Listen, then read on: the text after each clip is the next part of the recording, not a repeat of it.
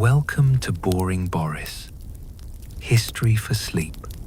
I am Nathan, and tonight I will be your guide through a story meant to calm your mind and carry you into a peaceful night of rest. Before we begin, I would like to know, where in the world are you watching from, and what time is it there right now? Please share your answer in the comments below. Your responses help us understand who is listening and whether you enjoy this kind of content, so we can bring you even more of it in the future. Imagine a time when salt was a luxury, spices were currency, and many of the foods you enjoy today did not even exist. What did people eat back then? The truth is stranger and far more fascinating than you might expect.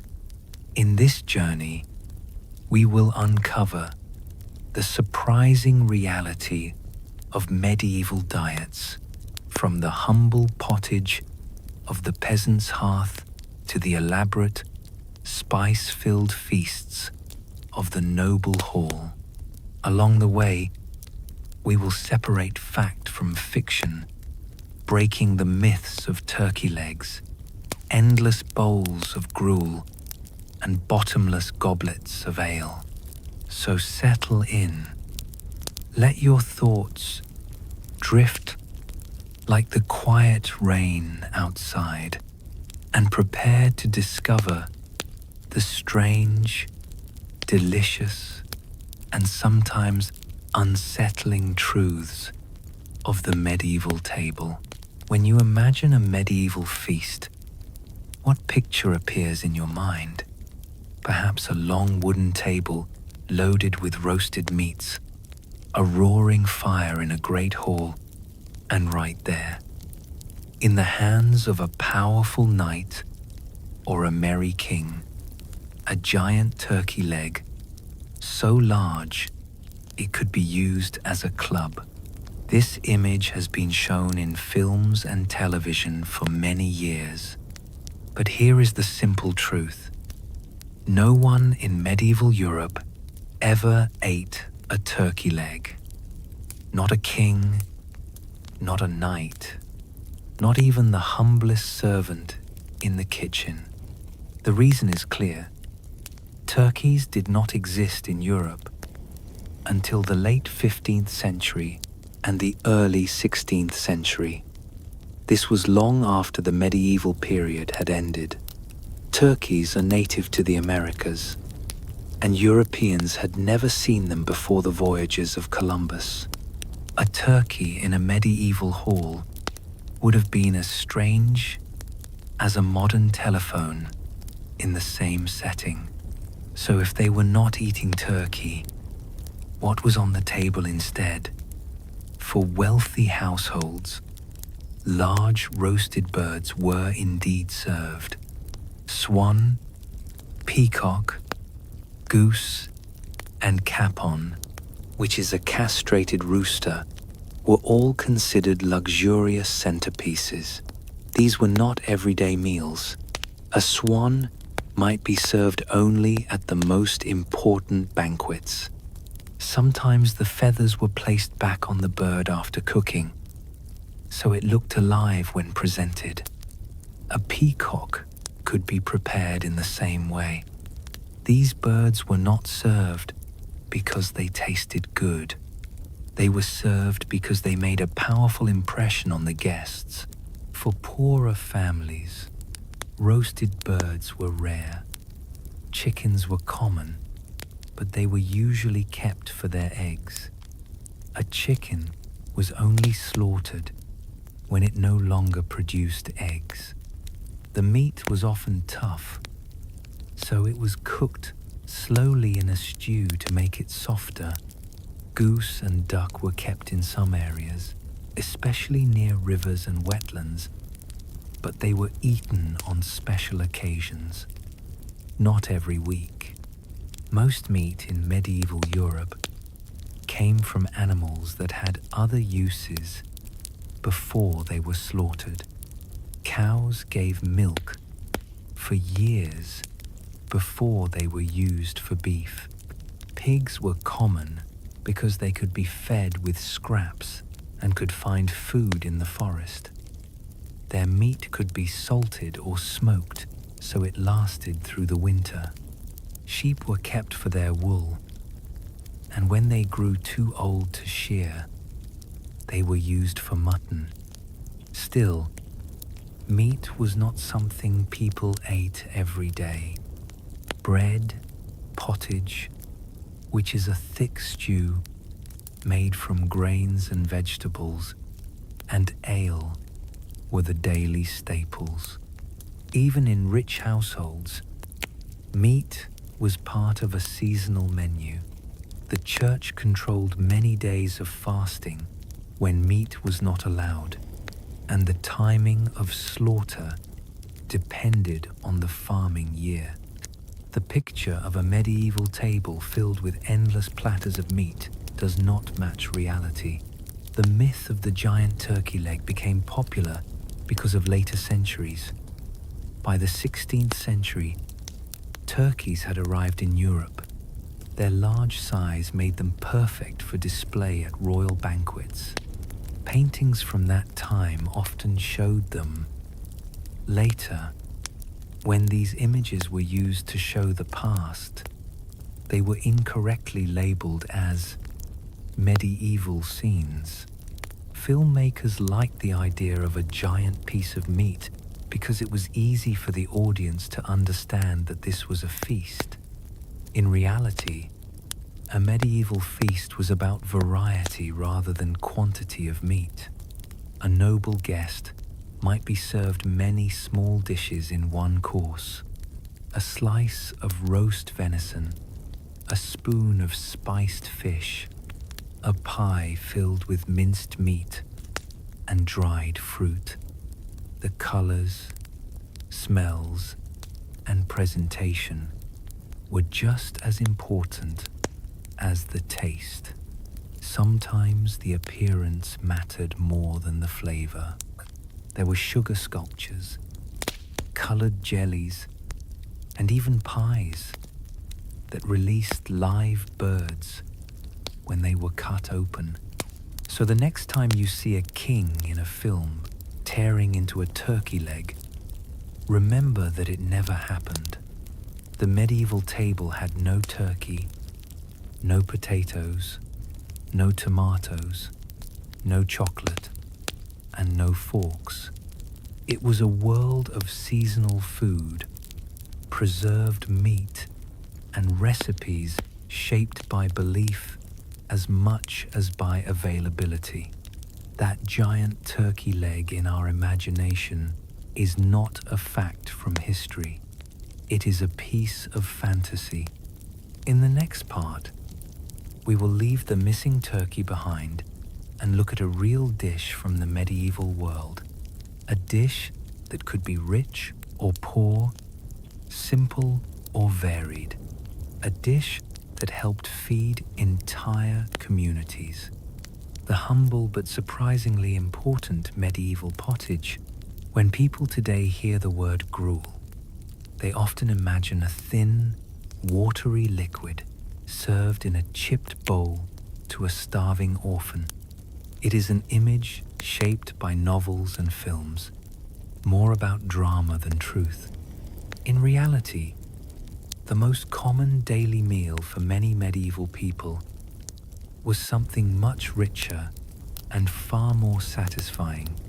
It was called pottage. Pottage was a thick, slow-cooked stew made from grains, legumes, and vegetables. The base was often barley, oats, or wheat, simmered for hours in a large cauldron that hung over the hearth. Into this base went whatever the household could spare. In summer, that might mean fresh peas, onions, and herbs from the garden. In winter, it might be dried beans, turnips, or preserved vegetables. If there was a bit of leftover meat, a bone for flavor, or even a small piece of fat, it went into the pot as well. Over the course of the day, the mixture would grow thicker, the grains breaking down, and the flavors blending into something hearty and filling. For poor families, pottage was not just dinner, it was breakfast, lunch, and supper. A large pot might simmer for days, with ingredients added as they became available. In this way, nothing was wasted. Even stale bread could be crumbled into the pot to thicken it. Salt was used sparingly as it was expensive, but herbs like parsley, sage, and thyme were grown in most village gardens and helped bring life to the flavor. For wealthier households, pottage could be transformed into something far more elaborate. The same base of grain and broth might be enriched with saffron for color, almond milk for smoothness, and imported spices such as cinnamon, cloves, and ginger. Pieces of venison, chicken, or fresh fish might be added. The result could be as rich and fragrant as any dish served in a noble hall. Yet even in these settings, pottage remained a humble reminder of the shared link between rich and poor, a food that existed in both worlds, though in very different forms. Pottage was more than just food. It was a symbol of survival. A single pot could feed a family or an entire group of workers, stretching whatever resources were available. It could be cooked slowly while other work was done, requiring little attention beyond the occasional stir. The same basic idea appeared across Europe, from the thick barley broths of Scotland to the vegetable-heavy stews of France. In each place, the ingredients changed, but the principle stayed the same. Make the most of what you have and make it last. The consistency of pottage varied. Some versions were thin and soupy, meant to be drunk from a cup or slurped from a wooden spoon. Others were thick enough to be cut into slices once cooled. In many homes, the pot never truly went cold. A little was eaten each day, and new ingredients were added for the next meal. Over time, this created layers of flavor, with each day's additions blending into the memory of what had been cooked before. The reputation of gruel as weak and tasteless likely comes from times of scarcity, when there was little more than water and a handful of grain to put in the pot.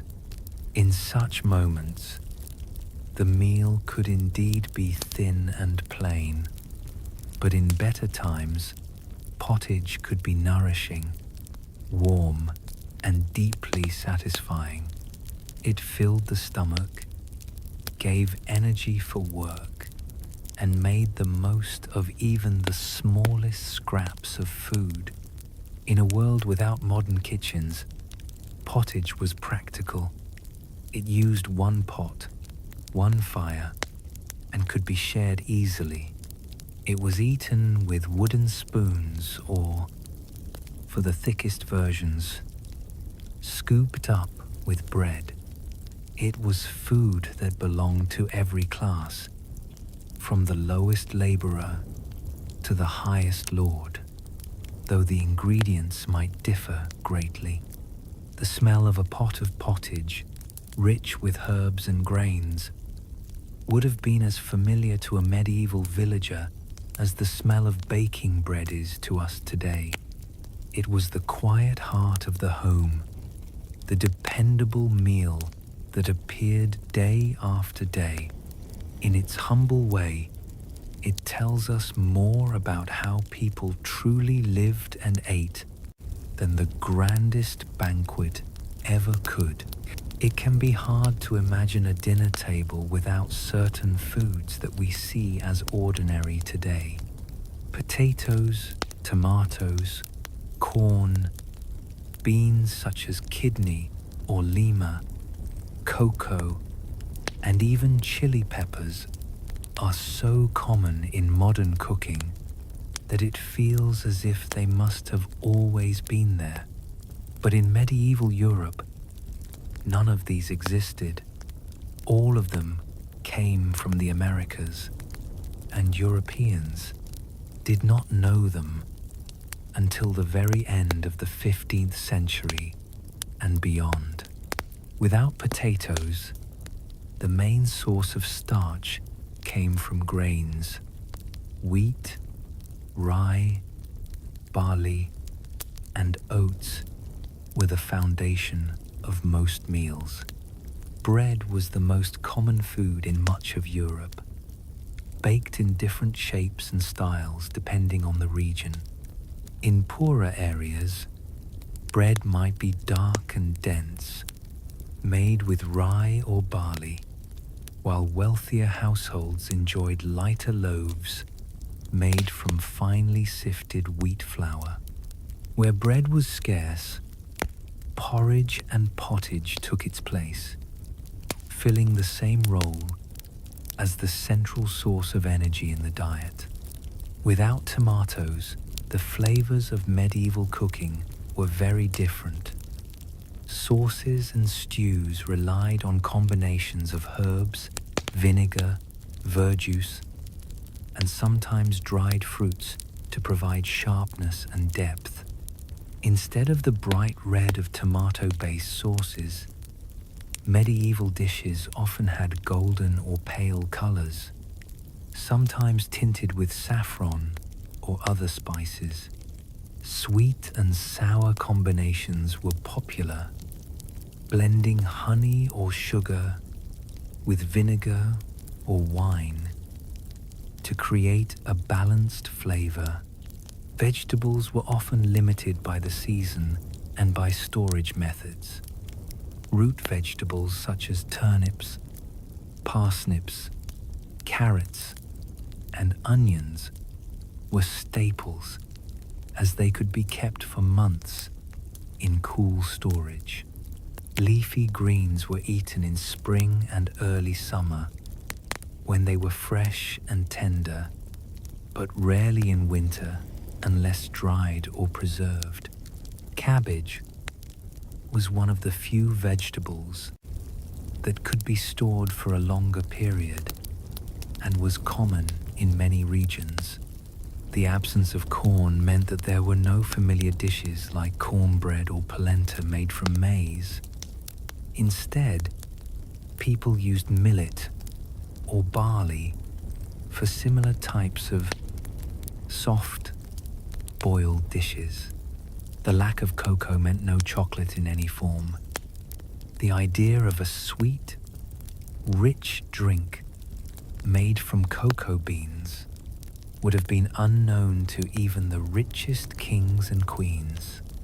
Spices brought from Asia, such as cinnamon, cloves, nutmeg, and pepper, were the luxury flavorings of the day, often used in both savory and sweet dishes.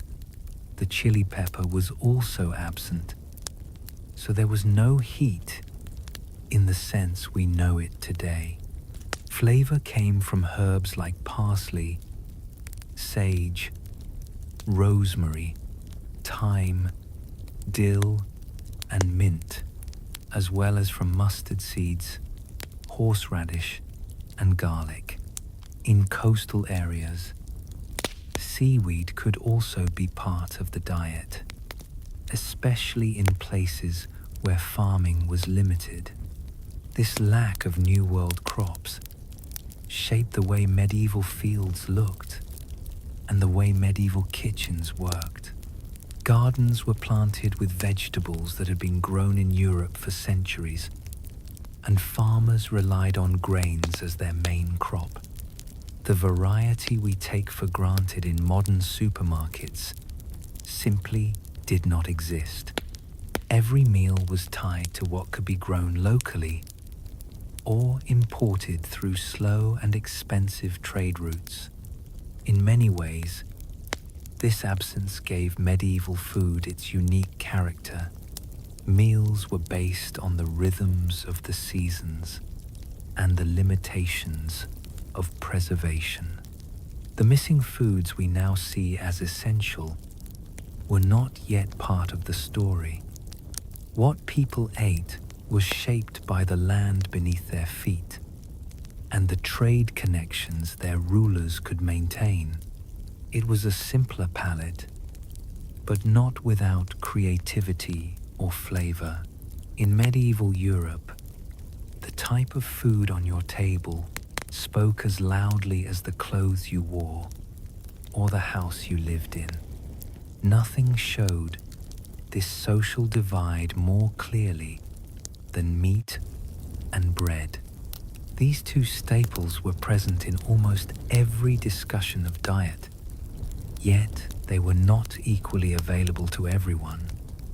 For most people, bread was the foundation of every meal, while meat was a rare luxury. For the wealthy, bread was a symbol of refinement, and meat was a display of power. Bread came in many forms, and its quality often depended on your place in society. The finest bread was made from white wheat flour, carefully sifted to remove the bran. This bread, known in England as manchet and in France as pain blanc, was soft, pale, and light. It was served in the halls of the nobility and the houses of wealthy merchants. For them, eating white bread was not only about taste, but about showing that they could afford the best grain and the labor needed to produce it. The common people ate bread made from rye, barley, oats, or a mixture of these grains. This bread was darker, heavier, and more filling. In some areas, particularly in the north, rye was the dominant grain because it grew well in colder climates. In other regions, barley and oats were more common. Bread from these grains was sometimes coarse and sour, especially if the flour contained ground husks or was made from grain that had been stored for a long time. For the poorest families, bread could even include fillers such as ground peas, beans, or acorns during times of scarcity. These were not added for flavor, but simply to stretch the flour supply. In years of bad harvests, bread could become a thin, hard loaf that was as much a survival ration as a meal. Bread was eaten at every meal. It might be dipped in pottage, used to soak up broth, or placed beneath meat to catch the juices. In noble households, thick slices of bread, called trenchers, acted as edible plates. At the end of the meal, these trenchers, now soaked with rich sauces, were either eaten by the diners or given to servants or the poor. If bread was the base of the diet, meat was its crown, but one that few could afford to wear often. In theory, everyone in medieval society could eat meat, but in practice, It was limited by wealth, land ownership, and the rules of the church. Nobles had the land, the hunting rights, and the money to buy or raise livestock. This meant they could enjoy venison, wild boar, swan, goose, beef, mutton, and even exotic imported delicacies. For the peasantry, meat was far rarer. A pig might be raised over the summer and slaughtered in the autumn, providing salted or smoked pork to last through the winter. Chickens were kept mainly for eggs, and an old hen might be stewed once it stopped laying. Cows and sheep were more valuable alive for milk and wool than they were as meat. Hunting wild game was often forbidden to commoners, with strict laws protecting the rights of the nobility. Religious fasting rules also limited when meat could be eaten. The church calendar included many days when meat from warm-blooded animals was forbidden. On these days, fish, eggs, and dairy might replace it, though in some strict observances, even these were excluded. For the wealthy, fasting days were simply an opportunity to enjoy expensive fish or creative meat substitutes. For the poor, it often meant little change, as meat was not part of their daily diet to begin with. The preservation of meat was an important part of medieval life. Without refrigeration, salting, smoking, and drying were the main ways to make it last. In coastal areas, fish was salted in large quantities and traded inland. In farming regions, pork and beef were salted and stored in barrels to be boiled or stewed when needed. Fresh meat was a luxury in winter, unless an animal was slaughtered for a feast or a special occasion. The contrast between those who ate meat regularly and those who ate it only a few times a year was a reminder of the deep divisions in society. For a peasant, the taste of roasted meat was a rare and memorable treat. For a noble, it was part of a display of wealth and hospitality, often served in lavish quantities with spices, sauces, and showmanship. Bread and meat together told the story of who you were and where you stood in the medieval world. A table with fine white bread and multiple meat dishes was a symbol of high status. A table with dark rye bread and perhaps a little bacon or salt pork spoke of hard work and survival. These differences were visible to everyone, reinforcing the hierarchy without a word being spoken.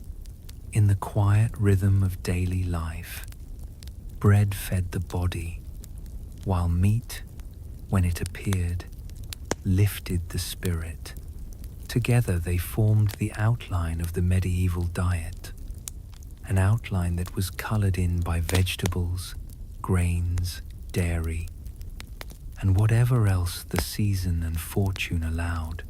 In the medieval world, food was not only a matter of taste or availability, it was also a matter of balance.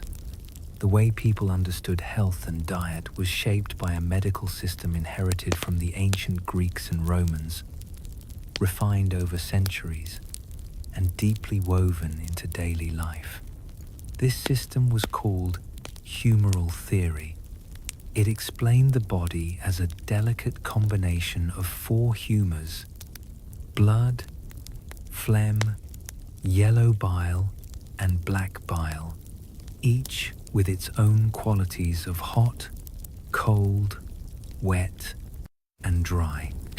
The balance of these qualities determined a person's health, mood, and even their personality. Food was thought to carry these same qualities. Every ingredient had a nature that could affect the body. A ripe pear, for example, was considered cold and moist. Roasted beef was hot and dry. Bread made from fine white flour was mildly warm and dry, while rye bread was cooler and heavier. Eating the wrong combination could, in the minds of medieval physicians, upset the balance of the body and lead to illness. This belief influenced not only what people ate, but how they prepared it. Roasting was thought to make food drier, while boiling could make it wetter. Spices such as pepper and ginger were considered hot and could be added to balance foods that were too cold. Vinegar was seen as cooling, so it might be paired with roasted meats to prevent them from being too heating. Even the season of the year mattered. In winter, when the air was cold and wet, foods that were hot and dry were recommended. In summer, cooler and moister foods were thought to keep the body in harmony. The idea of eating for balance extended to the choice of drinks. Wine was considered warm and dry, suitable for colder months, or for people thought to have a cold constitution. Ale and beer were seen as cooler and moister. Water was rarely trusted unless boiled or mixed with other liquids, not for humoral reasons but for safety, as unclean water could spread disease. Physicians of the time, as well as educated cooks in noble households, kept lists and manuals that described the humoral qualities of foods. These were not secret documents, but widely copied and shared. The wealthy could afford to follow these guidelines closely, choosing their meals with care to match the season, their age, and their physical state. Poorer people had fewer choices, but even they were aware of the idea. A farmer might know that garlic was warming, or that cucumbers were cooling, and use that knowledge when planting a garden or preparing a simple meal. Religious fasting days were also interpreted through the lens of humoral theory. Fish, for example, was considered cold and moist, which made it suitable for fasting because it was less stimulating to the body than warm and dry meats. Monastic kitchens often combined the rules of the church with the advice of physicians, creating menus that balance spiritual discipline with perceived bodily needs. The influence of this theory was so strong that it even shaped how food was served at feasts. In a noble banquet, the first course might include lighter, cooler dishes to prepare the stomach. The middle courses could offer richer, hotter foods. The final course might bring cooling fruits or sweetened almond milk to restore balance before the meal ended. It was a structured way of eating that combined show, flavor, and medical philosophy. Although humoral theory has long been replaced by modern science, its mark remains in some traditions. The idea that certain foods are warming or cooling still appears in folk medicine and seasonal cooking around the world. In the medieval period, however, it was more than tradition. It was the framework for understanding food itself. To eat well was to eat in balance, and to eat in balance was to stay well. In medieval Europe, the rhythm of the year was set not only by the changing seasons, but also by the calendar of the church. This sacred timetable reached into every part of daily life, including the food that could be eaten on any given day. For much of the population, it was the church, not the market, that determined what appeared on the table. The most significant influence came from fasting days. These were not days without food, but days when certain types of food were forbidden. The main rule was the exclusion of meat from warm-blooded animals. This meant no beef, no pork, no mutton, and no poultry. On these days, people ate fish, eggs, dairy products, vegetables, and grains. In some stricter traditions, even eggs and dairy were avoided, making the diet entirely plant and fish-based. Every Friday was a fasting day as a remembrance of the crucifixion. In addition, the entire season of Lent, which lasted for 40 days before Easter, was a time of more severe fasting. Advent, the weeks before Christmas, also included fasting days, though they were less strict in many regions. On top of these, there were vigils before certain feast days, when the rules again required abstaining from meat.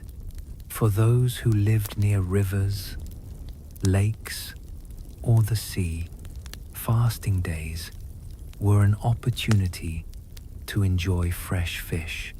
In coastal towns, markets sold herring, cod, and shellfish. Inland, people relied on preserved fish such as salted herring, dried cod, or smoked eel. Fish ponds, often kept by monasteries and wealthy estates, provided a steady supply of freshwater fish like carp and pike. These ponds were carefully managed to ensure a harvest for the many fasting days each year. The church calendar also shaped the timing of feasts. Major holy days were celebrated with abundance, and meat often returned to the table in generous portions. Christmas, Easter, and the feast days of important saints were occasions for roasting whole animals, baking meat pies, and serving rich stews. For the wealthy, these celebrations displayed generosity and devotion. For the poor, they offered a rare chance to taste foods normally beyond reach. Monasteries followed the fasting rules with great precision. Detailed kitchen records from some abbeys show menus carefully planned around the calendar. On fast days, monks might eat pottage with vegetables and peas, followed by a dish of fish. On feast days, the same monks might enjoy roasted meats, cheese, and sweet pastries. This strict alternation between restraint and celebration gave structure to monastic life and reflected the belief that food should serve both the body and the soul. Even the way food was prepared could be influenced by the rules. On fasting days, cooks used almond milk instead of cow's milk in sauces and soups. They thickened dishes with breadcrumbs or ground nuts instead of animal fat.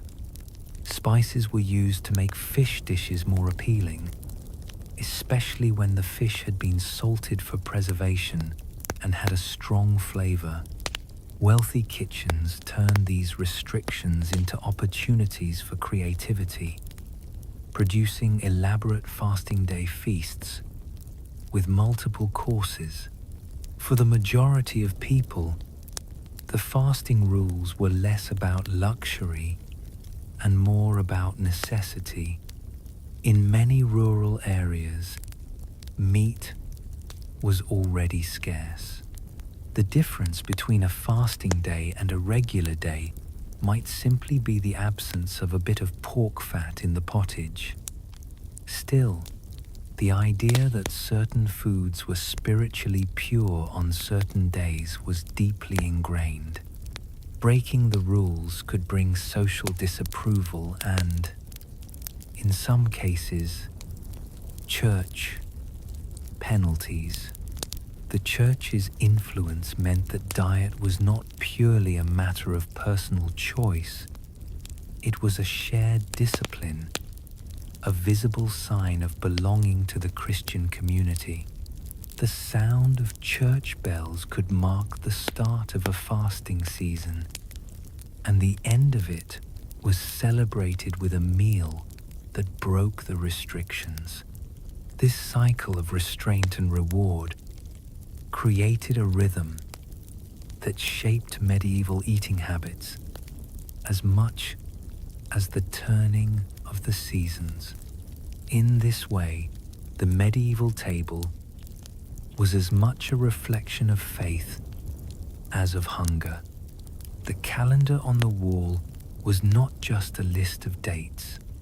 It was a guide for the kitchen, a map of the year drawn in bread, fish, and the occasional roast. It reminded people that eating was never only about feeding the body, it was also about feeding the spirit. In medieval Europe, eating was never seen as a simple act of survival. It was also a statement about virtue, self-control, and the moral state of the soul. Food was not only a source of nourishment, but a reflection of the kind of person you were. What you chose to eat and how you chose to eat it could be taken as a sign of either moral strength or moral weakness. The church taught that gluttony was one of the 7 deadly sins. This did not only mean eating too much, it also meant eating with too much pleasure, eating too expensively, or seeking food in ways that showed selfishness. A nobleman who demanded rare spices at great cost could be accused of pride through the plate. A commoner who ignored the fasting rules could be seen as careless about the soul. Moderation was a virtue, and overindulgence was a danger. Meals were often judged by their simplicity or complexity.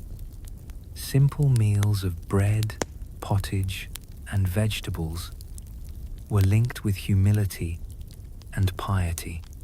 Rich meals with multiple meats, heavy sauces, and fine sweets could be seen as acceptable on feast days, but indulgent if eaten too often. The idea was that restraint in eating helped train the body and mind to resist other temptations. This moral view of food was reflected in the lives of monks and nuns. In many monasteries, meals were eaten in silence, with readings from scripture to remind the community of higher purposes. Portions were controlled and fasting was frequent. Even when food was plentiful, it was served without extravagance, so that eating would never distract from spiritual duties. Among lay people, generosity with food was also a moral duty. Feeding the poor was one of the works of mercy encouraged by the church. Wealthy households were expected to offer bread, ale, or leftover food to those in need. On certain feast days, almsgiving took the form of large public meals, where the poor could share in the celebration. To refuse charity when one had the means to give was seen as a failing of Christian duty.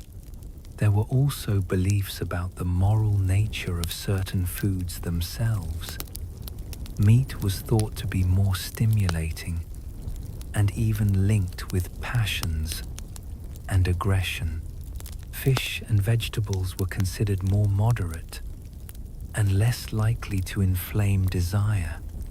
For this reason, fasting days were also viewed as times to quiet the body's impulses and focus the mind on prayer.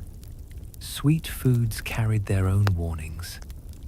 While honey and sugar were prized, overindulgence in sweets could be seen as childish or frivolous, a sign of lacking discipline. The connection between food and morality was not limited to religion. In secular society, behavior at the table was seen as a reflection of personal honor. Eating greedily, talking with the mouth full, or taking more than one's share could mark a person as rude and selfish. Courtesy books of the time gave detailed instructions on how to eat properly, from washing the hands before meals to cutting meat for others before serving oneself. Good manners were not only about appearance, but about showing respect for others and for the food itself. In literature of the period, feasts often carried symbolic meaning. A king who held a generous banquet could be praised as a just and noble ruler. A miserly lord who served meager food to guests might be mocked or condemned. In tales and fables, food was a way to measure the character of both rich and poor, rewarding those who shared and punishing those who hoarded. Through all these layers of meaning, food became more than a necessity. It was a moral language understood by everyone. To eat modestly, to give generously, and to follow the rules of the church was to show oneself as virtuous. To break these rules, to waste food, or to eat with greed was to reveal a flaw in character. In this way, every loaf of bread, every cup of ale, and every shared platter carried more than flavor. It carried an unspoken message about the person who placed it on the table. The medieval table was not shaped only by local fields and nearby waters. It was also shaped by ideas and goods that traveled long distances, carried by merchants, pilgrims, and soldiers. The great movements of the Middle Ages, from the Crusades to the expansion of trade routes, brought not only new flavors, but also new ways of thinking about food. These influences blended with existing traditions and changed how people cooked, ate, and understood their meals. The Crusades opened a bridge between Europe and the Eastern Mediterranean. Knights and merchants returned not only with stories of distant lands, but also with spices, fruits, and cooking techniques unknown in their homelands. Cinnamon, cloves, nutmeg, and pepper, already known in parts of Europe, became more widely desired. Sugar, which had been rare and costly, began to appear more often, though still reserved for the wealthy. Alongside these goods came ideas about combining sweet and savory flavors. creating dishes where meat might be cooked with fruit, honey, and warming spices. These imported flavors also carried symbolic value. Spices were linked with status and wealth. To serve a dish heavy with pepper or saffron was to show power and connection to faraway markets. In some cases, spices were believed to have medicinal properties, fitting neatly into the humoral theory that guided medieval health. A nobleman might justify the expense of imported cinnamon by claiming it balanced the body's heat and moisture. Trade also brought new ingredients from closer regions. Citrus fruits, such as lemons and oranges, grown in the warmer climates of southern Europe and the Middle East, began to appear in the kitchens of the elite. Almonds, already valued in Europe, became even more central, used to make almond milk for fasting days and to thicken sauces. Rice, introduced through Mediterranean trade, found a place in puddings and savory dishes. Religious and cultural beliefs from other lands sometimes traveled with these goods. Contact with Islamic cultures, for example, introduced more structured approaches to seasoning and layering flavors in a dish. The idea of carefully balancing contrasting tastes became more prominent, especially in noble kitchens. The influence could be seen in cookbooks that described detailed spice blends and step-by-step instructions for achieving harmony between ingredients. The arrival of these goods also changed the rhythm of markets. In port cities and trade hubs, certain days of the week might be marked by the arrival of spice merchants or shipments of preserved fruit. These goods were expensive and often weighed out carefully on scales, sold in small amounts to those who could afford them. Even in small villages, the presence of a few imported spices could transform a dish, adding color, scent, and a touch of luxury. While the wealthy embraced these new possibilities, most of the population experienced them only rarely. A wedding feast, a church celebration, or a gift from a traveling relative might bring a taste of distant lands to the common table. In such moments, the connection between food and the wider world became real. People could smell and taste places they would never see, their senses carrying them far beyond the boundaries of their village. The blending of imported goods with local traditions created a uniquely medieval fusion of flavors. A cook might roast local game and serve it with a sauce thickened with bread, flavored with vinegar, sweetened with honey, and colored with saffron from far away. A fish from a nearby river could be poached in wine and spiced with ginger brought over mountains and seas. These dishes were not everyday fare, but they left strong impressions, becoming part of the memory of important occasions. Over time, these imported ingredients became part of the identity of certain regions. Italian kitchens developed dishes that relied on rice and citrus. French cooks became known for sauces that blended wine, spices, and herbs. In England, sweet and savory pies with imported spices became a mark of a wealthy household. In this way, the medieval table told two stories at once: One was a story of local life tied to the harvest, the herd, and the nearby waters. The other was a story of far-off places, told through flavors and scents that had traveled across continents.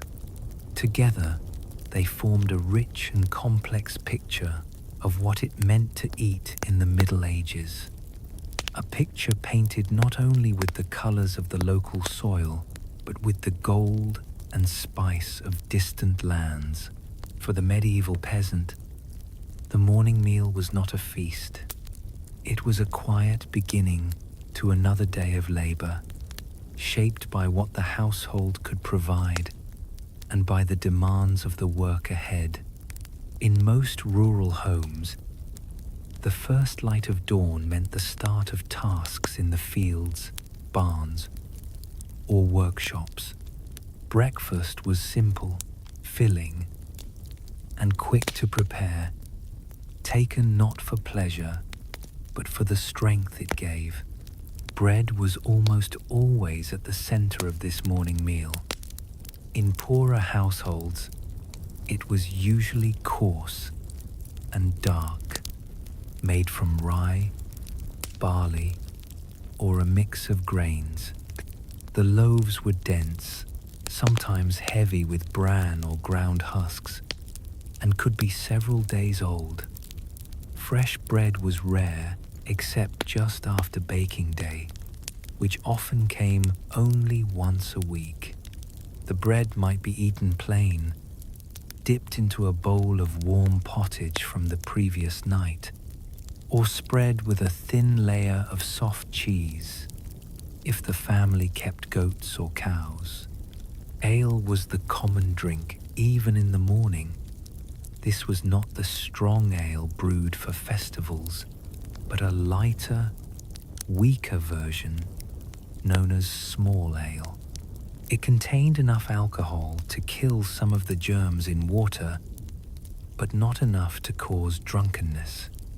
It was brewed at home or purchased from a local brewer and provided both liquid and calories. For children, small ale was common, though in some places, warm milk or watered-down milk might be given when available. Protein in the morning was rare for peasants. Eggs were kept mainly for special occasions or sold for income. Meat in the morning was almost unheard of, unless there were leftovers from a feast or a seasonal slaughter. More often, any additional food came from the garden: onions, leeks, or beans, cooked briefly to soften them before being added to bread or broth. In summer, fresh fruit, such as apples, cherries, or berries, might be gathered, though much of it was reserved for preserving or selling. The timing of breakfast varied. In some households, people ate shortly after rising, especially during long winter nights when the day's work began later.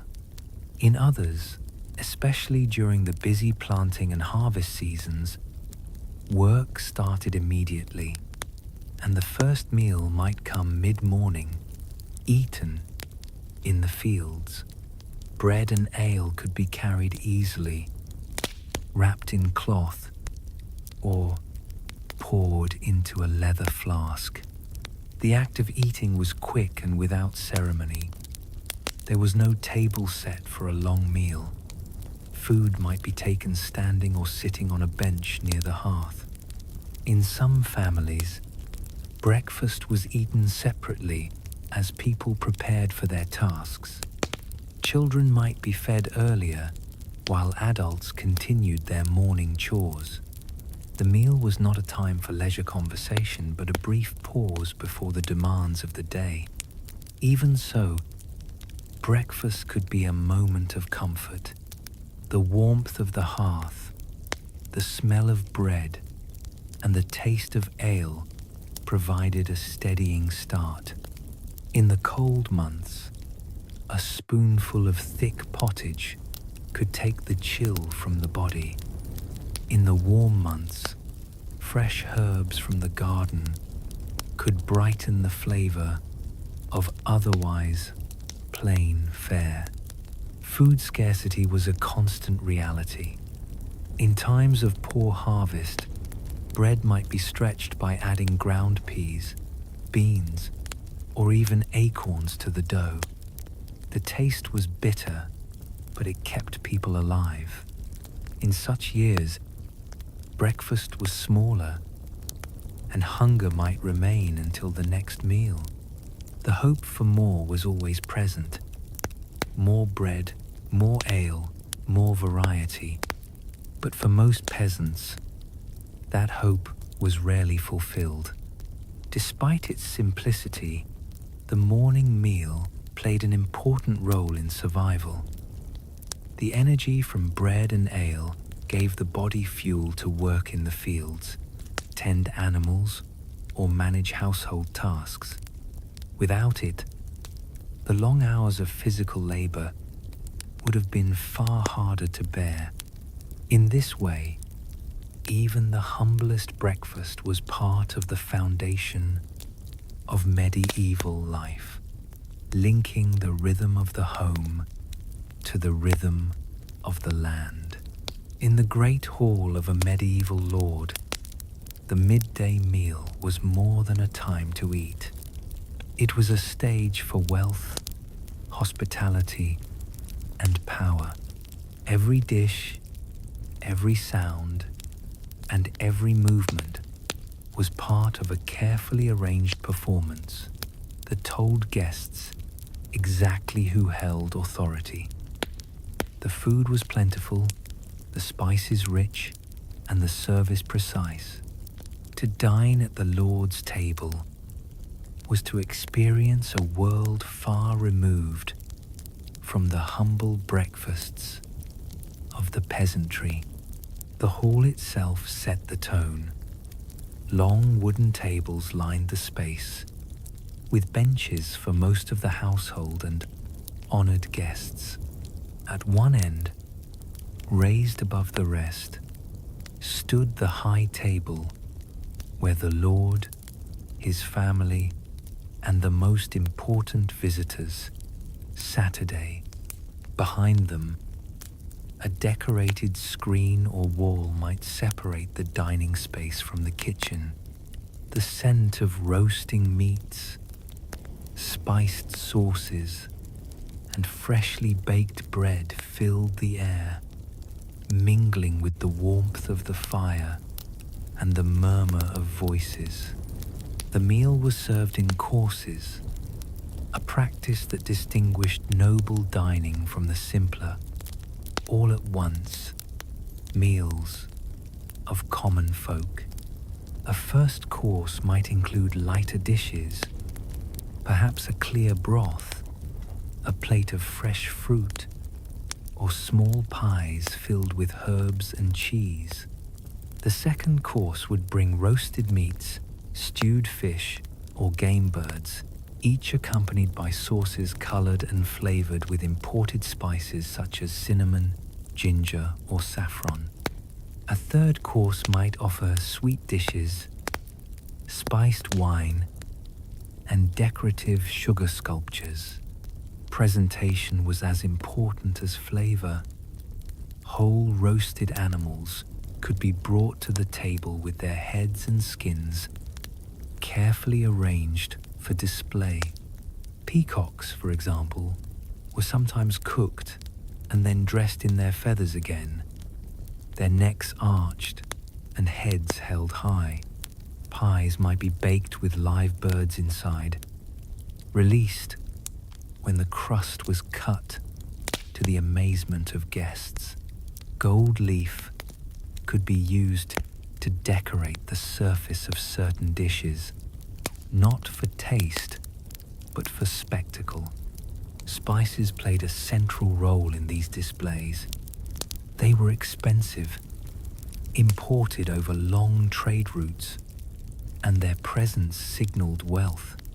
Pepper, cloves, mace, nutmeg, and saffron were used in quantities that would have been unthinkable for an ordinary household. Sauces might blend sweet and savory elements, combining meat with dried fruits, wine, and sugar. The complexity of the flavors was part of the performance, showing that the household could afford both the ingredients and the skilled cooks to prepare them. The service itself followed strict order.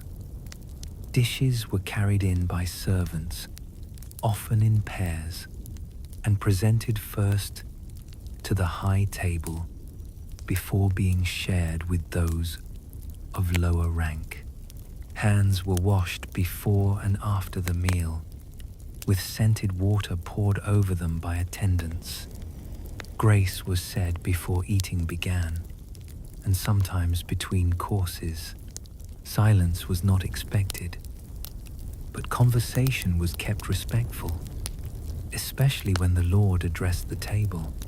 Entertainment might accompany the meal.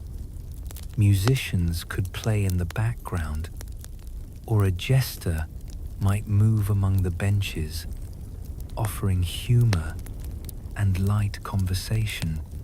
In some cases, the arrival of a particularly grand dish was treated as an event, with a servant announcing it aloud or placing it before the Lord with a bow. For the Lord, hosting such meals was a duty as much as a pleasure. Feasts reinforced loyalty among retainers, honored visiting nobles, and demonstrated generosity to the community. To be seen as a stingy host could harm a lord's reputation, while a generous table could earn respect and strengthen alliances. Yet even here, in the richness of the noble hall, rules and customs shaped the meal. The church calendar still dictated fasting days, when meat from warm-blooded animals was replaced with fish and dairy. On these occasions, the same sense of showmanship applied. Platters of salmon, sturgeon, or eel might take the place of roast venison, dressed with sauces and arranged with as much care as any meat dish. Dining at the Lord's table was a sensory experience. The colors of the food, the sounds of music and conversation, the scent of spices and roasting meat, and the taste of carefully balanced dishes. For the guests, it was a sign of privilege. For the household, it was a statement of power and refinement. In the medieval world, the seasons decided what was on the table, as surely as they decided when the fields were ploughed or the harvest was brought in. There were no greenhouses, no refrigerated ships, and no global trade to deliver fresh food year-round. The rhythm of eating followed the rhythm of the land, moving from times of abundance to times of scarcity in a cycle that shaped the lives of rich and poor alike. Spring brought the first signs of renewal after the long months of winter scarcity. Fresh greens such as spinach, nettles, and young cabbage leaves appeared in gardens and hedgerows. Herbs like parsley, chives, and dill returned, bringing new flavor to pottage and broths. Eggs became more plentiful as hens began laying again, Milk supplies improved as animals gave birth and began producing for the year.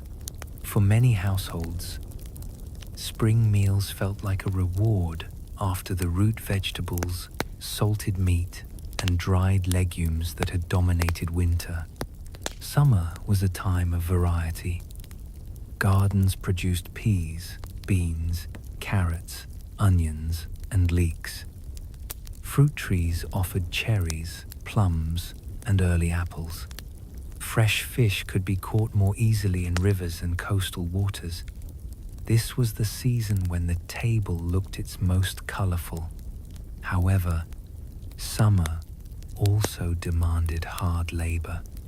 Much of the food had to be eaten quickly or preserved for the months ahead. People dried herbs, smoked fish, salted meat, and prepared barrels of pickled vegetables. Autumn was the season of greatest abundance. Grains were harvested and milled into flour. Apples, pears, and nuts were gathered and stored. Animals were slaughtered in larger numbers, since keeping them through the winter required more fodder. This meant autumn meals often featured fresh meat in a variety that would not be seen again until the next year. Feasts and fairs celebrated the harvest, and, for a brief time, even poorer households might enjoy richer meals. Winter was the season of scarcity. The fresh produce of the summer and autumn was gone, except for what had been stored. Meals relied heavily on preserved foods: salted pork, smoked fish, dried peas and beans, and the last of the root vegetables. Bread remained central, but the flour was often from grain harvested months earlier. Milk supplies dropped, making cheese an important source of dairy. In colder regions, frozen rivers and snow-covered fields made hunting and fishing difficult, and travel to markets could be impossible. For the wealthy, seasonal change was less harsh but still noticeable. They could afford more preserved goods, imported luxuries, and fresh produce grown in warmer regions and transported at great cost. Citrus fruits from the Mediterranean, almonds, dried figs, and dates could brighten a winter table. Spices added flavor to stored meat and fish, masking the taste of preservation. Yet even in noble halls, the variety of summer could not be fully replaced in the dark months. The church calendar intertwined with the seasons, amplifying the cycles of scarcity and plenty. Lent often fell in late winter or early spring, when supplies were lowest. This meant fasting days could be particularly challenging for the poor. Conversely, major feasts often coincided with harvest times, when the abundance of food made celebration easier. Seasonal eating also shaped taste and expectation. People looked forward to the first apples in autumn, the first fresh greens in spring, and the rare sweetness of honey or ripe berries in summer. These foods were appreciated all the more because they were fleeting. There was no way to have them year-round, so their appearance marked a special moment in the year. Managing food through the seasons required skill and foresight. A poorly timed slaughter or a spoiled batch of preserved fish could mean hunger before winter's end. Good storage was as valuable as good harvests. Cellars, granaries, and larders were designed to protect food from damp, pests, and rot. Clay pots, wooden barrels, and woven baskets all had their place in keeping food safe for as long as possible. In this way, the medieval diet was a constant negotiation with nature. People took what the season offered and worked to make it last. They celebrated abundance when it came, and they endured scarcity when it followed. The turning of the year was measured not only by the sun and stars, but by the contents of the table. In the medieval world, food security was never guaranteed. A poor harvest, a harsh winter, flooding, or war could turn a season of relative comfort into a season of hunger. For peasants and laborers who lived close to the edge, even in good years, the difference between enough and too little could be measured in a few failed crops or a loss of livestock. When disaster struck, survival depended on resourcefulness, community support, and the ability to make something edible from whatever remained. Famine could come suddenly or creep in slowly. A wet summer might rot the grain before it could be harvested. A dry season could wither crops in the field. Livestock diseases could wipe out herds, leaving no meat or milk for the winter. In coastal and riverside communities, poor fishing seasons could cut off an important source of protein. When more than one of these misfortunes happened together, hunger spread quickly. The first sign of trouble was the rise in food prices. In towns and villages with markets, bread became more expensive as grain supplies tightened.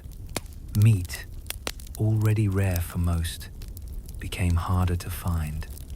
Those who could afford to buy food began storing it, and those who could not were forced to find substitutes. Substitutes were often far from ideal. Bread might be stretched with fillers such as ground beans, peas, chestnuts, or acorns. These made the loaves denser and sometimes bitter, but they kept people alive. Pottage, normally a nourishing stew, might be reduced to little more than boiled greens and scraps of root vegetables. In extreme cases, people turned to foraging for wild plants, nettles, sorrel, and even bark from certain trees. Meat during famine was often limited to what could be hunted or trapped. Rabbits, birds, and even small rodents might be eaten when hunger was severe. Fish from rivers or ponds became more important, though overfishing could quickly exhaust supplies. In some areas, communities organized collective hunts or shared fishing rights to spread the food as evenly as possible. Preserved food stores became lifelines. Salted meat, dried beans, and hard cheese could last for months, but only if they had been prepared in better times. When famine lasted more than one season, even these reserves ran out. People might be forced to eat food that was spoiled or infested, risking illness. Communities often tried to help their members survive.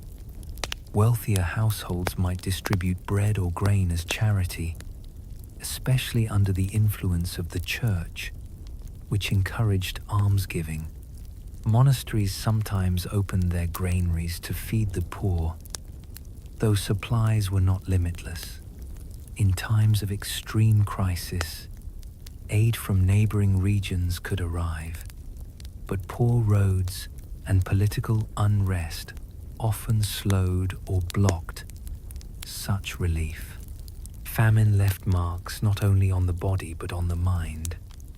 Hunger weakened people, making it harder to work the land or perform daily tasks, which in turn reduced food production even further. Malnutrition increased vulnerability to disease, and epidemics often followed periods of scarcity. For children, the effects could be lifelong, stunting growth and limiting health. Stories from the time record desperate measures. Some accounts speak of eating animals normally avoided, such as dogs or horses. Others describe people boiling leather or grinding old bones to make broth. While these tales may be exaggerated in some cases, they reveal the desperation that famine could bring. When the crisis ended, recovery was slow. Seeds had to be saved for planting, herds rebuilt, and fields restored. For years afterward, people remembered the famine in the way they stored food, planted crops, and measured their reserves. A cellar filled with grain or a barrel of salted pork was not just a sign of comfort, it was a shield against the return of hunger. In this way, disaster shaped the medieval relationship with food. Every harvest was a moment of relief, but also a reminder of how fragile abundance could be. The knowledge of substitutes, the skills of preservation, and the habit of sharing with neighbors were not only traditions, they were survival strategies, learned through hardship and passed down from one generation to the next. A loaf of bread on the table was more than something to eat. In many medieval households, it was the plate itself. Cut into thick, sturdy slices, these trenchers held the day's meal: roasted meat, vegetables, or thick stew, and slowly soaked up the juices until they became soft enough to eat. In humbler settings, the trencher might be eaten at the end of the meal. In wealthier halls, it could be given to servants or to the poor waiting outside. Forks were rare, so most food was lifted with the hands, with a personal knife or with a spoon. The knife, carried in a sheath at the belt, was used to cut meat, slice bread, or pick up small pieces of food. Spoons, made from wood, horn, or pewter, were common for soups, pottage, and sauces. Guests often brought these utensils with them, especially when traveling. Washing the hands before eating was more than politeness. It was practical. A basin of clean water and a cloth were passed around before and after the meal. Good manners meant using only the first 3 fingers of the right hand for eating, leaving the rest clean. Reaching across the table or touching food on someone else's trencher was frowned upon. Communal dining meant sharing from large platters placed between pairs or small groups of guests. Taking more than one's share or choosing the choicest pieces without offering them to others could mark a person as greedy or ill-mannered. In noble households, servers carved meat and distributed portions according to rank, ensuring that the most honored guests received the best cuts. The absence of modern plates and forks did not mean the meal lacked refinement. The order of serving, the elegance of carving, and the cleanliness of one's eating habits all spoke of a person's upbringing and respect for the company. Whether in a peasant cottage or a noble hall, the tools and customs of the table were part of the unspoken language of hospitality. The sound of platters being set down on a long wooden table was the signal that the meal had truly begun. In a medieval dining hall, food did not arrive in neat, individual portions. Instead, it came in generous shared dishes, placed between pairs or small groups of diners. The act of sharing was not just practical, it was a central part of the meal, shaped by tradition, courtesy, and the unspoken rules of the table.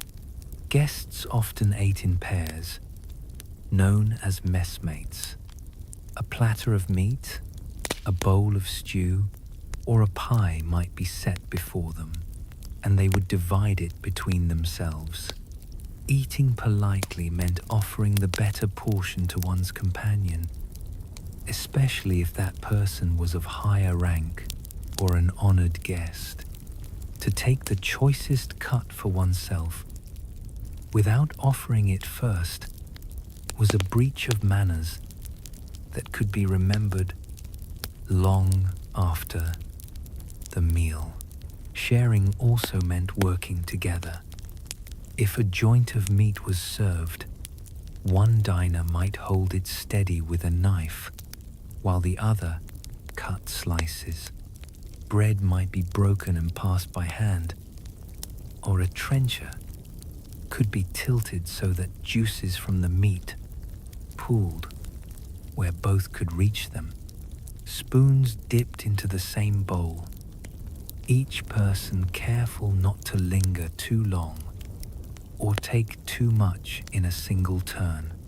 In noble households, the art of sharing was supported by an organized service. Carvers and servers ensured that platters reached the high table first, and that each rank in the hall received its due portion. The largest and most decorative dishes were often carried in with ceremony, sometimes announced aloud to draw attention. These displays reminded everyone present of the generosity of the host and the order of the household. In humbler homes, the sharing was more direct. A single pot of pottage might sit at the center of the table or even by the hearth, and family members would take turns ladling it into their own bowls or onto bread trenchers. Meat, if there was any, might be cut into small pieces so that each person could have a share. In such settings, the rules were simpler but no less important. Children were taught to wait their turn, not to take more than they could eat, and to leave enough for others. The shared meal created bonds between those at the table. Messmates in a noble hall might form alliances over months of dining together, while neighbors in a village deepened their sense of community through the act of passing food from hand to hand. To refuse to share when one could was to mark oneself as selfish, a serious fault in a society where survival often depended on mutual aid. Even the arrangement of seating reinforced the value of sharing. Guests were placed so that no one sat alone with a dish meant for many. The flow of conversation, the exchange of glances and gestures, and the rhythm of taking and giving all became part of the dining experience. There were also moments when sharing had a ceremonial or symbolic role.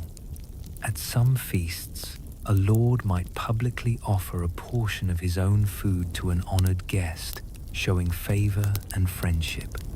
In religious settings, food might be distributed equally among all present as a sign of unity before God. These acts carried meaning far beyond the meal itself. In the world of medieval dining, the art of sharing was both a necessity and a virtue. It taught patience, respect, and awareness of others.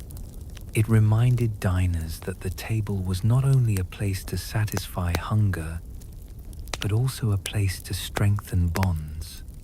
Whether in the echoing hall of a castle or the quiet room of a cottage, the passing of bread, the dividing of meat, and the steady rhythm of shared eating were acts that fed the spirit as well as the body.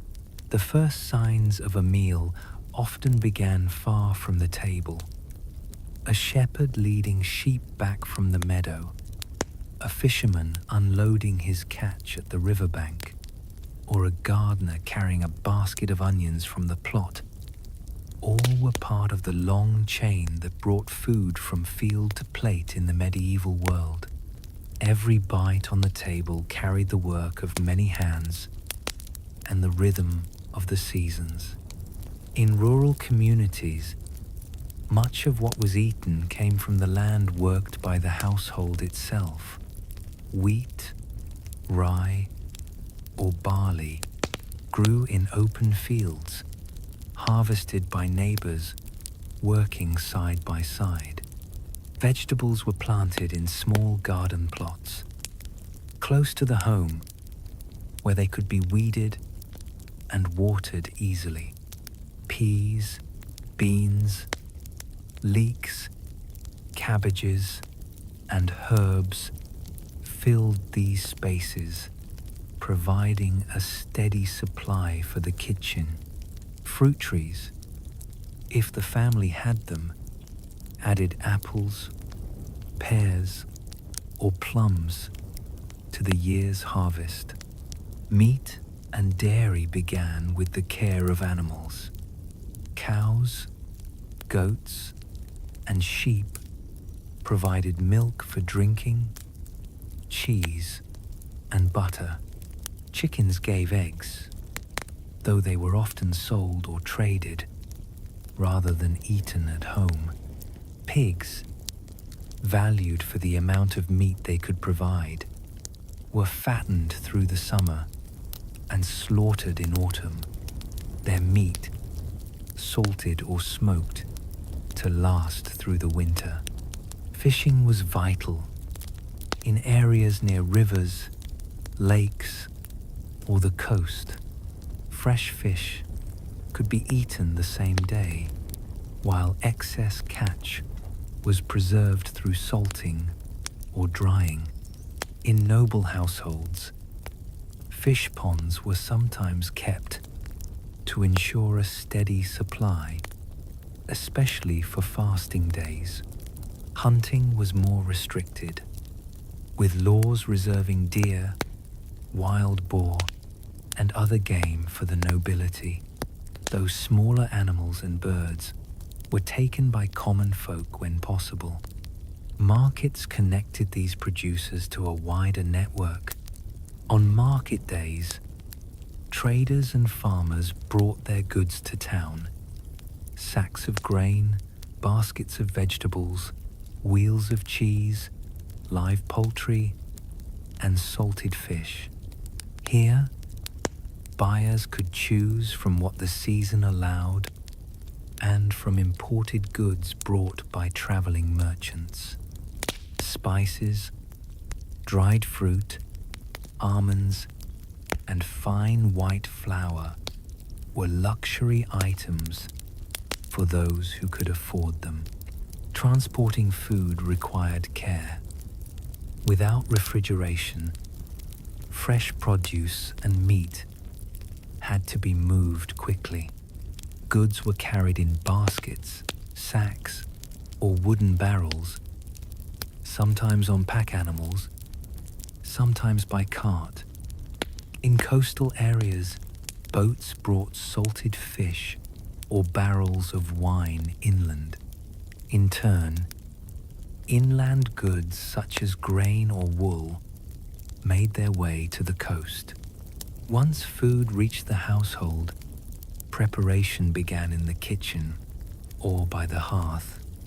Grain was ground into flour, vegetables were washed and chopped, and meat was trimmed or salted. In wealthier homes, kitchen staff divided the work, one person kneading bread, another stirring a pot of pottage, another tending the spit over the fire. In humbler homes, all of this was done by the family, often by the women, with help from older children. Season dictated the entire process. A summer kitchen might be filled with fresh herbs, ripe fruit, and fish caught that morning. A winter kitchen relied on barrels of salted pork, sacks of dried beans, and onions or turnips pulled from storage. The link between the field and the plate was always direct. There was no way to hide a bad harvest or a spoiled catch. This connection created an awareness of food that modern abundance has often replaced. Every loaf of bread represented hours of labor in sowing, harvesting, threshing, and grinding. Every piece of meat represented months or years of feeding and caring for the animal. Meals were not just moments of eating, but the final step in a long shared effort. From the first seed planted to the last spoonful served, the journey from field to plate in the medieval world was a reminder of the deep ties between land, labor, and life. It was a chain that bound together the work of farmers, herders, fishermen, traders, and cooks. Each link essential, each one visible in the food set upon the table. The scent of roasted meat or freshly baked bread might have promised comfort, but in the medieval world, the table could also be a place of danger. Without the knowledge of germs or the benefit of modern hygiene, food often carried hidden threats. A meal that looked and smelled fine could still make people ill, and in some cases, those illnesses were deadly. One of the most common dangers came from spoiled meat or fish. Without refrigeration, fresh meat had to be eaten quickly or preserved with salt, smoke, or drying. If these methods failed, or if the preservation was incomplete, the food could develop harmful bacteria. People sometimes masked the taste and smell of aging meat with heavy spices or strong sauces, which could make it harder to recognize that the food had gone bad. Water was another source of illness. In towns, wells could be contaminated by waste from nearby latrines or by runoff from streets.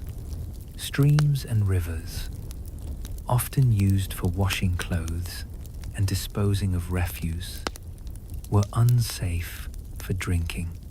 This was one reason ale and wine were preferred. The brewing or fermentation process made them safer, though not entirely free from risk. bread, too, could become a danger. Grain stored in damp conditions could grow mold, some of which produced toxins. In bad harvest years, people sometimes used grain that had spoiled, as throwing it away meant going hungry. This could lead to sickness that spread quickly through households and villages. Foodborne parasites were a constant problem. Undercooked pork could carry worms, while poorly cleaned vegetables might contain eggs or larvae from insects. In fishing communities, improperly prepared freshwater fish could cause stomach illness. There was no reliable way to kill these pests other than thorough cooking. And even then, not all hazards were removed. The kitchen environment itself could contribute to sickness.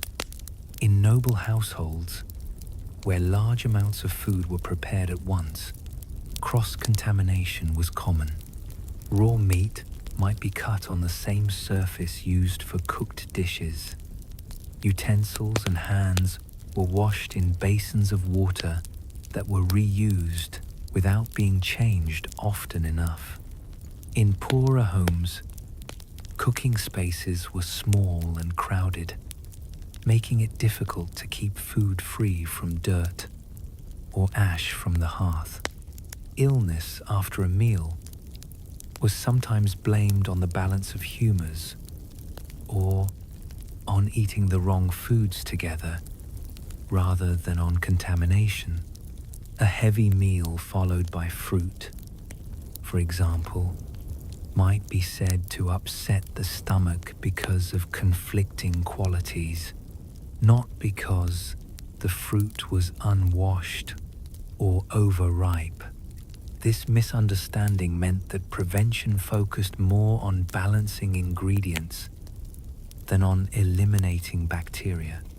In times of famine, the risk increased. People were more willing to eat food that was old, spoiled, or contaminated simply because there was nothing else available. Hunger lowered caution, and weakened bodies were less able to fight off disease.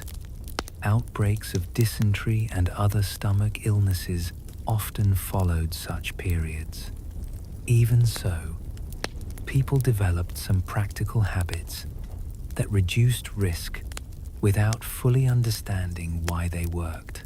Boiling soups and pottages for long periods helped kill some harmful organisms. Salting meat heavily slowed spoilage. Storing grain in dry, raised bins reduced mold. While these measures did not remove all dangers, they helped limit the worst effects. The memory of sickness at the table lingered. Families remembered which foods had made them ill and avoided them when possible. Communities passed down advice about which fish to eat, in which season, which plants were safe to forage, and how to tell if meat had turned. In this way, experience served as a kind of slow collective teacher. For the medieval diner, every meal carried an element of trust. Trust in the cook, in the market seller, and in the season's harvest. A shared feast could strengthen bonds and lift spirits, but it could also spread illness through an entire household. To sit down at the table was to accept both the nourishment and the risk that came with it. The journey through the medieval table is a journey through a world both familiar and strange. We have seen how bread formed the foundation of daily life, how meat marked status, and how pottage carried both the humblest and the richest households through the seasons. We have walked through kitchens scented with herbs, Watch trenchers soak in the juices of roasted meats and trace the path of spices from distant lands to noble halls. We have followed the rules of the church as they shaped the year's meals, from fasting days to feast days. We have seen the moral weight that food could carry, the way generosity at the table reflected generosity of spirit, and how even the simplest meal was tied to beliefs about health, balance, and virtue. We have also stood in the shadow of scarcity, the thin loaves stretched with acorns, the bitter greens gathered in times of famine, the desperate search for food when disaster struck. All these remind us that the medieval table could be a place of hardship as well as celebration. And we have recognized the dangers hidden in food, the sickness that could come from a single bad catch or a spoiled loaf. Yet across the centuries, the act of sharing a meal remains a constant. The passing of bread, the dividing of meat, the sound of platters set down before hungry guests. These are moments of connection that link the present to the past. In them we find not only nourishment for the body, but also the threads of community and tradition. So, as the last images of the medieval table fade in your mind, let the quiet settle. Imagine the soft light of a hearth, the low murmur of voices, and the slow, steady rhythm of a meal shared. In that stillness, the world beyond the table can wait until morning.